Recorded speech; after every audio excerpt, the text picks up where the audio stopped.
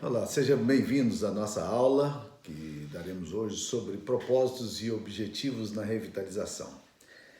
Esse é um assunto relacionado à nossa aula. É a segunda aula que estamos dando aí sobre revitalização de igreja. Você pode encontrar esse conteúdo tanto no YouTube quanto também nas suas aulas, se você é meu aluno na educação EAD aí que você tem no seminário presbiteriano.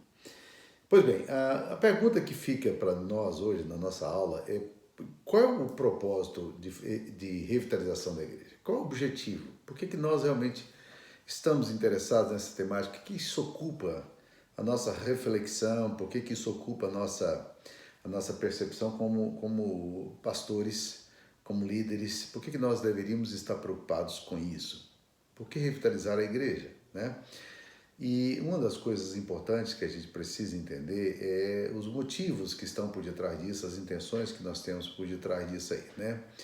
Deixa eu começar contando uma história que aconteceu comigo, uma experiência alguns anos atrás. Nossa igreja estava passando por um momento singular na história, crescendo em números, crescendo em arrecadação, os cultos cheios, e nós estávamos vendo que a igreja estava precisando de uma nova dinâmica. O Rick Warren fala que quando a igreja alcança 80% do espaço dela, ela precisa pensar em mudar de local. Ele disse que mudou 68 vezes da igreja de local, porque ele não queria determinar o tamanho da igreja que ele teria. Então, essa visão do Rick Warren estava clara no meu coração. Sentei com o conselho e conversamos sobre esse assunto, perguntando, vendo que estratégia nós poderíamos adotar para podermos alcançar as pessoas. E nós fomos para um segundo culto, fizemos o culto de manhã, e em seguida fizemos um culto também à tarde para atender a expectativa, porque o culto da manhã não conseguiu esvaziar o culto da noite como não era a nossa intenção original, né? Então nós aí tentamos fazer o culto das 17h30, uma dinâmica pesada e tal, né? E foi nesse ínterim que nós começamos a sonhar com a possibilidade de ter um novo terreno. E achamos uma área muito boa na Avenida Brasil Sul, em Anápolis, 20 lotes que foram de um loteamento, de um local que era bem acessível e bem visível ao lado da principal avenida da cidade, que é a Avenida Brasil. Não era de frente, mas com um outdoor, alguma coisa, as pessoas que passassem na rodovia veriam a nossa placa e chegariam ali. E compramos o terreno, 20 terrenos. Foi um momento de tensão, né, porque uma igreja histórica é um negócio difícil, você tomar decisões e assumir as coisas, e obviamente muita interrogação, muito questionamento, mas assim o conselho entrou junto e nós acabamos tomando a decisão. Nesse ínterim, uma mulher querida minha, de uma outra comunidade, me trouxe um texto do A.W. Tozer e deixou em cima da minha mesa, assim, bem rápido, assim, meio constrangida, deixou em cima da minha mesa e disse, olha, é um texto que eu trouxe para o senhor ler aqui e tal, não sei o quê, mas eu não quero discutir com o senhor não, só queria trazer esse texto aqui para o senhor ler, né? E aí eu abri o texto e fui ler, era um texto interessante do Adaptoso, é um piedoso, e ele fala assim, nós precisamos discutir se o número de crescimento da igreja, se a igreja deve ser determinada, se a vitalidade da igreja pode ser determinada pelo número de membros que ela tem e pela arrecadação que ela tem. Basicamente era isso que ele dizia. Era quase uma censura implícita ou que vinha daquela mulher, uma pessoa que eu amo, né? Sobre o fato da igreja estar crescendo. É como se tivesse uma censura. Esse negócio de igreja grande é um negócio complicado, a arrecadação da igreja é complicada, isso é de Deus, esse negócio realmente é de Deus. E aí eu comecei a refletir sobre a questão dos riscos de uma decisão como essa, do perigo da vaidade, né? E é interessante que quando você analisa a questão do teu coração, da vaidade, você chega à conclusão de que, de fato, em todas as coisas que você faz, o eu está ali presente. Há uma contaminação do eu e é perigoso esse negócio, né? E apesar de eu estar sempre com aquele texto da palavra de Deus que diz assim, se no meu coração eu contemplar a vaidade, o Senhor não me teria ouvido, eu tenho que admitir que sempre houve alguma vaidade ministerial e acho que há no coração de todos nós, a gente precisa lutar, porque esse negócio é meio idolátrico e conspira contra a santidade, conspira contra Deus, mas assim, isso me trouxe uma pergunta, uma consideração, realmente qual é o propósito de uma igreja que cresce? Por que crescimento de igreja? Por que revitalização? Por que pensarmos na questão da vitalidade da igreja? Por que nós deveríamos fazer isso aí, né? Então eu comecei a considerar algumas coisas que eu acho que é interessante para essa nossa aula. A primeira coisa que eu diria é que revitalização de igrejas é importante porque ela tem a ver com vida. O termo revitalização tem na raiz dele vida, né? E esse deve ser o ponto de partida. Quando clamamos para que Deus avive a sua obra, nós estamos desejosos de ver a sua vida, a vida de Deus, se manifestando no meio do povo. O Salmo 80 é um salmo muito interessante, é um salmo que vale a pena ler. O salmista diz lá: dá ouvidos ao pastor de Israel, tu que conduzes José como um rebanho, tu que estás entronizado acima dos querubins, mostra o teu esplendor. Ele está dizendo: Deus, o Senhor que é glória, o Senhor que possui toda a glória, todo o poder, o Senhor que está entronizado acima dos querubins, revela a tua glória, revela o teu poder aqui, né? Perante Efraim, perante Benjamim, perante Manassés, desperta o teu poder e vem salvar-nos. Aí ele vai usar no Salmo 80 3 vezes a expressão restaura-nos, restaura-nos. Essa expressão acontece no capítulo 1, versículo 3, e vai aparecer lá no finalzinho, quando ele está dizendo também: restaura-nos, vivifica-nos, restaura-nos, ó Senhor Deus dos exércitos, faz resplandecer o teu rosto sobre nós e seremos salvos. Então nós percebemos que já no primeiro versículo o salmista está dizendo o motivo da oração: tu que és o pastor de Israel, dá ouvidos, tu que guias a José como rebanho, tu que se assentas acima ou entre os querubins, resplandece. Ó Deus, manifesta a tua glória, né? Já que o Senhor é o pastor de Israel, ele está dizendo: o Senhor precisa se manifestar, precisa sair dessa dimensão abscôndita que os teólogos chamam, né? O Deus abscôndito, né? Para esse Deus revelatus, né? Ele precisa resplandecer, a glória dele precisa vir, né? E em seguida ele vai no Salmo 80 ainda, o salmista vai dizer do quadro deprimente que a ausência da vitalidade, na visão dele, gerava no povo de Deus. E é assim que nós vemos mesmo. Quando a igreja está fragilizada, quando ela está ruída, parece que as orações não são ouvidas. O salmista, no Salmo 80, versículo 14, ele fala sobre isso. Ele fala também no Salmo 80, versículo 5, que falta entusiasmo, falta alegria. Ele fala no capítulo 80, versículo 6, que o inimigo zomba do povo de Deus. E ele fala no capítulo 80, versículo 12, que o povo de Deus parece estar desprotegido com as cercas derribadas, né? Os muros queimados, e torna-se, portanto, fragilizada para a ação dos inimigos, capítulo 80, versículo 13. Então, diante disso, o salmista ora por revitalização. Ele pede a Deus para que olhe e visite a sua vinha. Ele pede proteção divina, ele ora por restauração 3 vezes, e ele pede para Deus vivificar a igreja.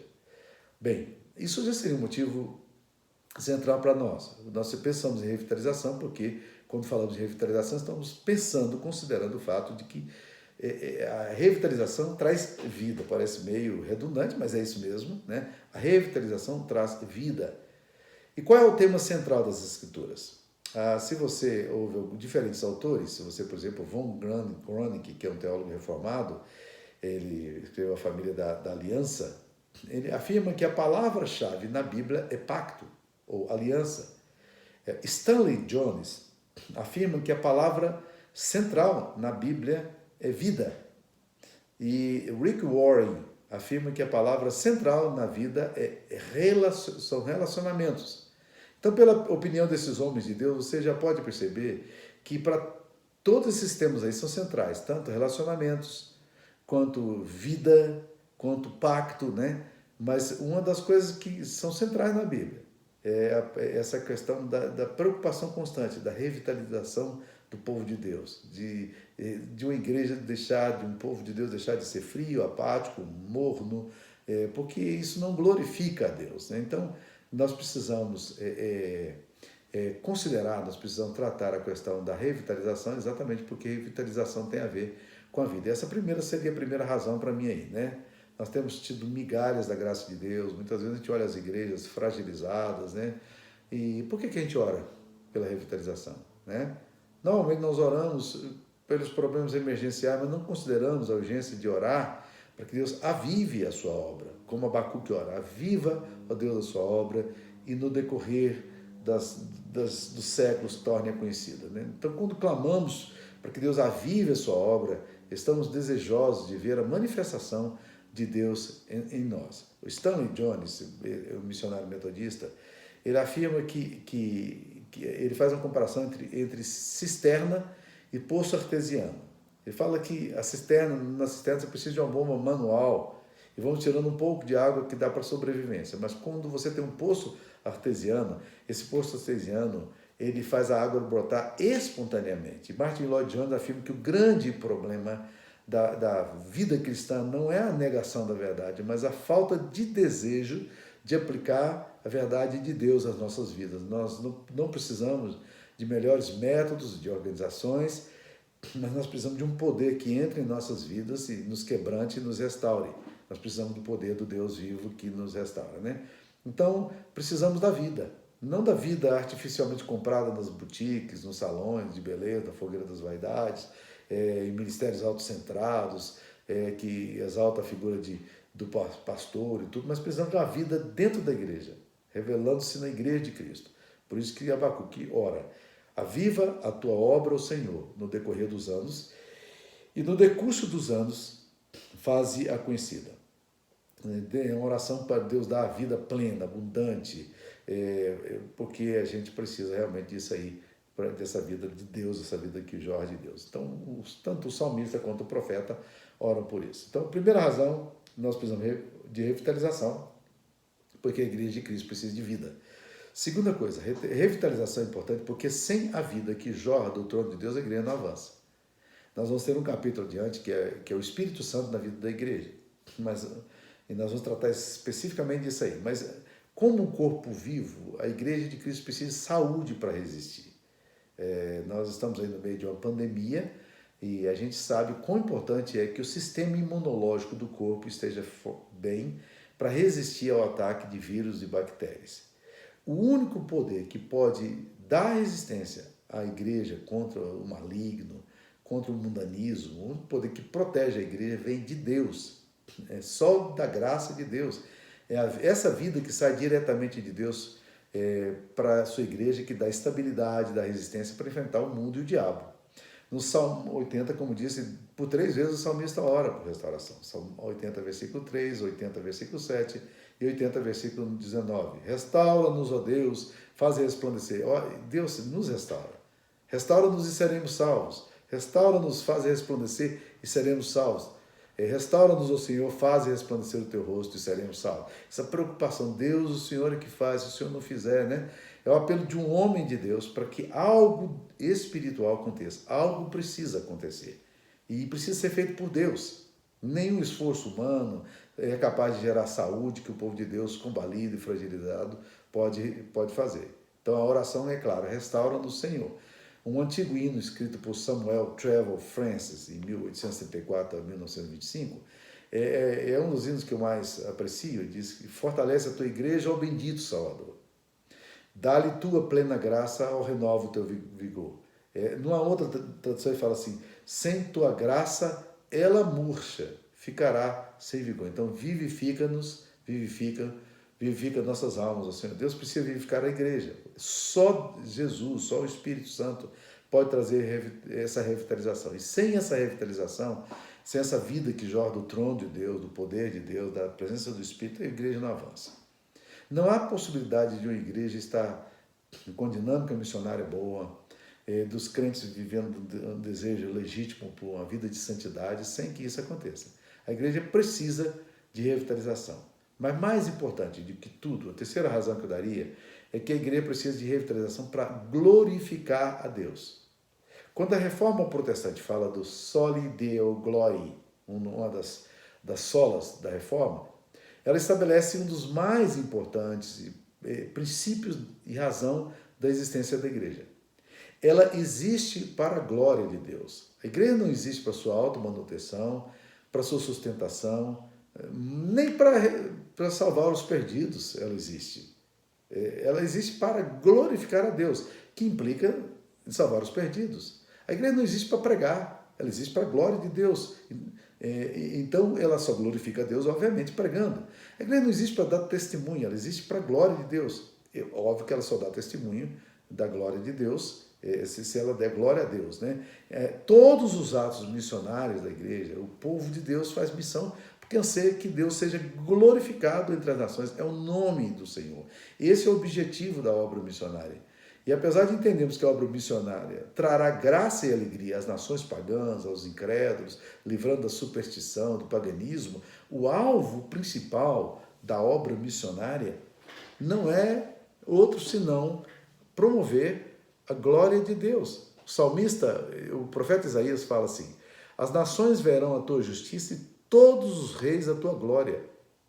E será chamado por um nome que a boca do Senhor designará. É essa questão de Isaías, olhando e dizendo: Deus, as nações verão a tua justiça e todos os reis verão a tua glória. É a glória de Deus, né? O próprio salmista, o profeta Isaías, ainda no capítulo 60, versículo 2 e 3, ele fala: olhe, a escuridão cobre a terra, densas trevas envolvem os povos, mas sobre você raia o Senhor, e sobre você se vê a sua glória.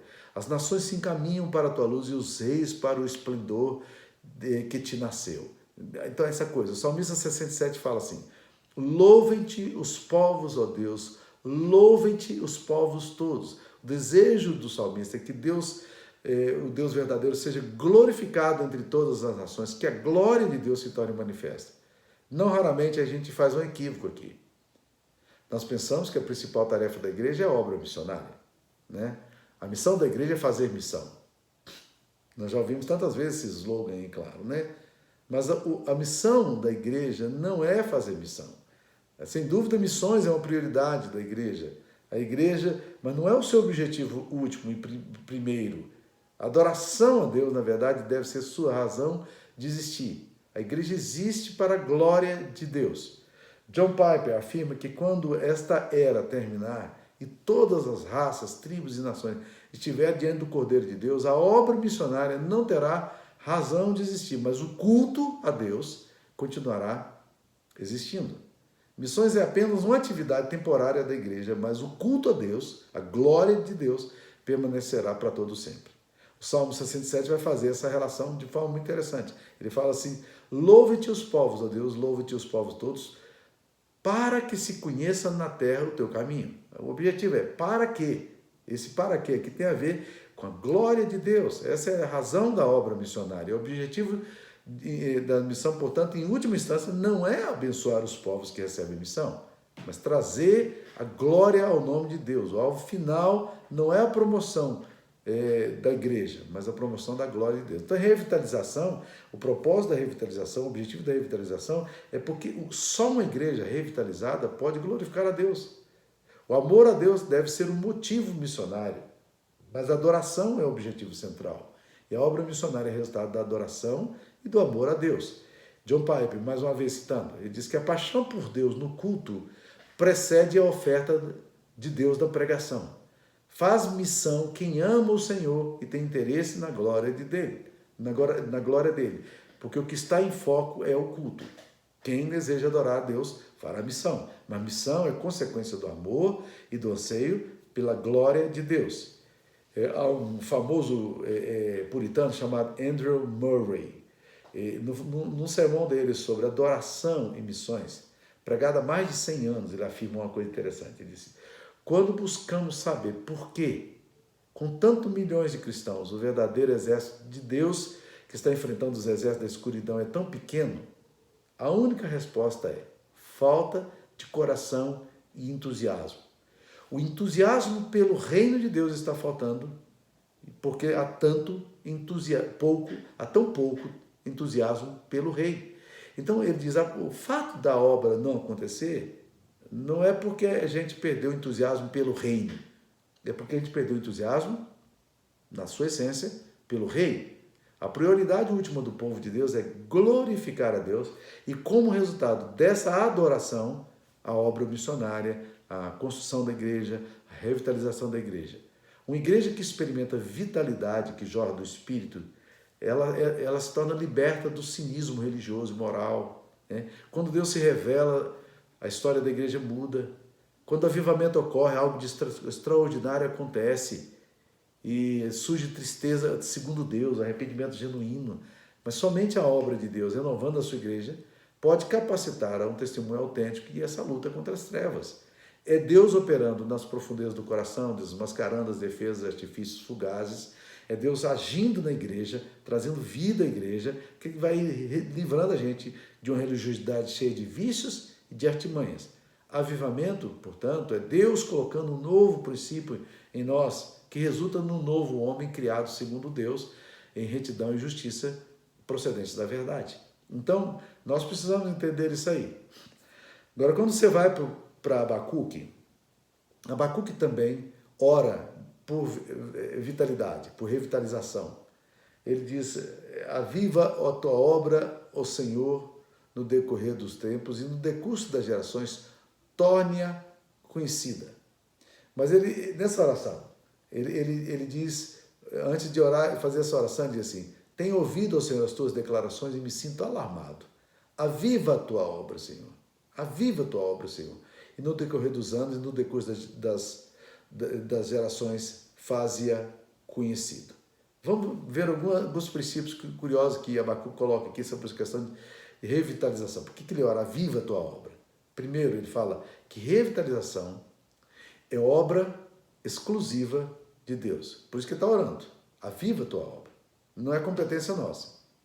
Revitalização da igreja não é um ato humano. Não são os homens que revitalizam a igreja.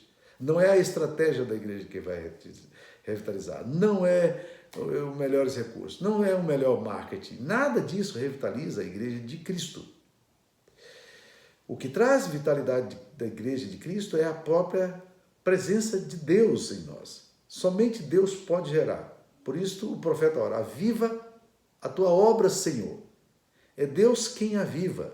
Não se trata, portanto, de obra humana. Revitalização de igreja não é obra humana.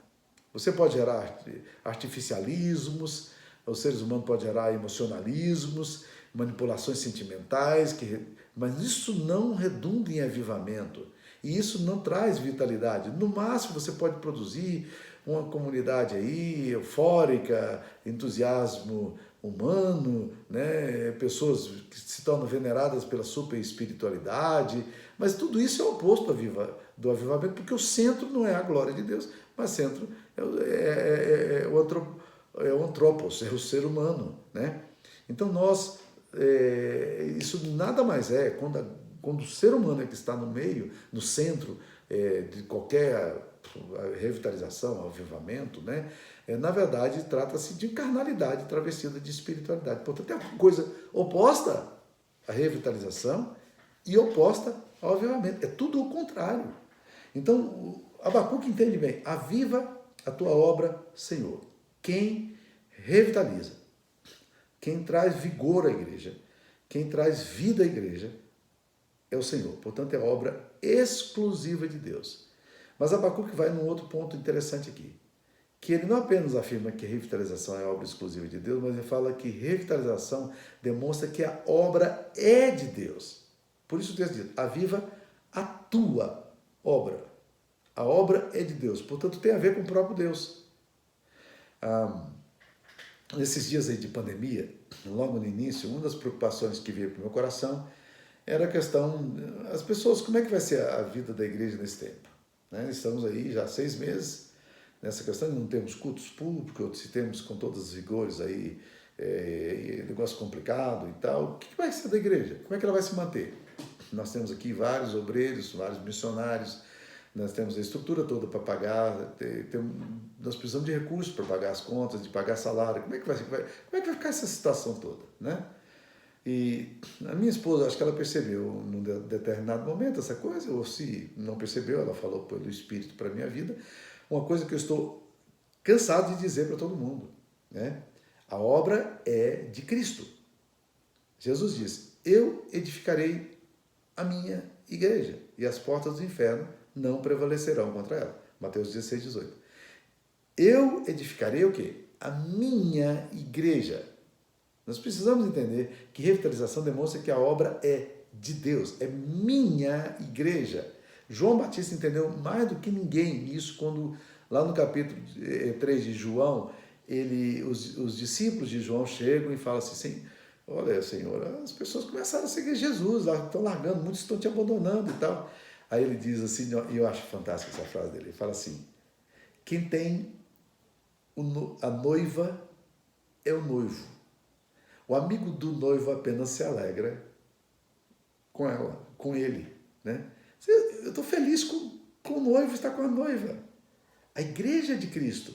E foi interessante quando a minha esposa bateu nos meus ombros e disse assim, a igreja de Cristo, uma coisa que eu sei, que alívio. Eu não tenho que manipular nada. Eu não tenho que fazer nada. É a obra de Cristo. Eu tenho que depender de Deus. A obra é de Deus. A igreja é de Cristo. E se Cristo, por alguma razão histórica, quer que as igrejas deixem de existir, e muitas igrejas deixaram de existir na história, essa igreja vai deixar de existir e vai construir uma nova igreja. Eu edificarei a minha igreja. Ele está dizendo aos discípulos, não é isso uma grande verdade? Agora, então, a revitalização demonstra que a obra é de Deus. Aviva a tua obra. Aviva a tua obra. Terceira coisa que nós precisamos entender na oração de Abacuque, é bem claro isso, revitalização atinge as próximas gerações. Ele fala assim, aviva a tua obra, Senhor, e no decurso das gerações torne-a conhecida. Eu gosto de pensar nisso. Revitalização não é apenas, não tem a ver apenas com os nossos dias. Todo avivamento histórico, ele teve impacto nas gerações. Essa é uma característica dos avivamentos históricos. Ele teve impacto nas gerações. Isso vai reverberando nos filhos, nos nossos jovens, nos nossos moços. Tudo isso vai acontecendo. Então, eu vejo muitas vezes as pessoas buscando a religiosidade para si, despreocupados com o que acontecerá a seus filhos. Mas a doutrina do pacto da família vem nos lembrar que Deus está interessado não apenas conosco, mas nossos filhos. Farei uma aliança entre ti e a tua descendência. Crê no Senhor Jesus, será salvo tu e a tua casa. Nós precisamos orar por revitalização que transforme a história das próximas gerações. É isso que Abacuque está falando. Senhor, se alguma coisa não acontecer agora, se o Senhor não visitar a tua igreja agora, se um derramamento do Espírito não acontecer aqui agora, se uma revitalização não acontecer nessa igreja agora, as gerações que virão, elas não serão alcançadas. Nós vamos perder nossos filhos, nossos netos. A revitalização, a oração de Abacuque é fantástica. Aviva a tua obra, ó Senhor, e no decurso das gerações torne-a conhecida. Nas gerações, o Senhor vai fazer isso aqui nas gerações, né? E por último, eu queria terminar com isso aqui, dizendo, dentro desse propósito e objetivo da revitalização, ainda dentro da oração de Abacuque, dizendo que revitalização é importante porque ela impacta a sociedade. Aviva a tua obra, Senhor, e no decurso das gerações torne-a conhecida. A obra de Deus vai atingir pessoas, vai se tornar conhecida daqueles que ainda não conhecem. Se há uma coisa que pode gerar conversões legítimas, transformações sociais, impacto em famílias, impacto na vida das pessoas, é exatamente o fato de que tem uma igreja viva. Uma igreja viva, ela atrai. Uma igreja que está revitalizada pelo poder do Espírito, ela exerce um fascínio nos pecadores. As pessoas são aproximadas da glória de Deus por causa disso. Então, se você ora por revitalização, você vai ter os olhos focados em evangelização, em missão. Por quê? Porque, na verdade, as coisas não são dissociadas. A revitalização vai impactar a sociedade, né? Então, não é apenas um evento que vai nos tornar mais desejosos de Deus e com desejo de santidade pessoal, que já seria maravilhoso em si, mas é um evento, uma obra. Revitalização é uma coisa maravilhosa, porque vai alcançar pessoas periféricas e distantes do Evangelho, vai atingir a cosmovisão de um povo. Então, esses são os propósitos e objetivos da revitalização que eu julgo mais importantes, e eu queria compartilhar isso aí nessa segunda lição que nós temos aí aos alunos de revitalização de igreja que estão me acompanhando. E se você está aí vendo no YouTube também, eu espero que esse vídeo tenha abençoado a sua vida aí. Que Deus te abençoe. Se quiser compartilhar com outras pessoas, fique à vontade também. Fique na paz do Senhor. Deus abençoe. Amém.